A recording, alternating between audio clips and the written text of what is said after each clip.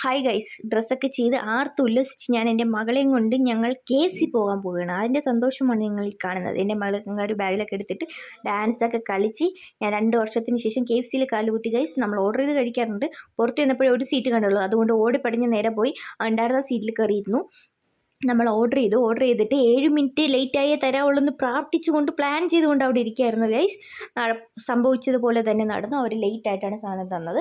അവിടെ ചെന്ന് അവരോട് 7 മിനിറ്റ് ലേറ്റായി, எக்ஸ்ட்ரா ஒரு பீஸ் வேணும்னு வரப்போ அவர் என்கிட்ட சொல்லியிருக்கேன், மேம் அது 1000க்குள்ளே പർച്ചേസ് പണിയാൽ மட்டும் അത് கிடைக்குമെന്ന്. யாரை பார்த்து என்ன കേൾവി കേൾക്കുകയെന്ന് തിരിച്ച് ഞാൻ അവരോട് ചോദിച്ചുകൊണ്ട് എക്സ്ട്രാ ഒരു പീസ് ഞാൻ വാങ്ങിച്ചു. കാര്യം നമ്മൾ 998 രൂപയ്ക്കാണ് പർച്ചേസ് ചെയ്തത്. നമുക്ക് 9 മിനിറ്റിന് ശേഷമാണ് അവർ സാധനം തന്നത്. അങ്ങനെ എക്സ്ട്രാ ഒരു പീസ് കൂടെ കഴിച്ച് ഫുള്ള് വാങ്ങിച്ചതൊക്കെ കുടിച്ച് പെപ്സിയൊക്കെ കഴിച്ച് ഫിറ്റായി തിരിച്ച് സ്റ്റെപ്പ് കയറാൻ പറ്റാതെ ഹസ്ബൻഡ് എന്നെ തള്ളിക്കയറ്റുന്ന സീനാണ് നിങ്ങൾ ഈ കാണുന്നത്.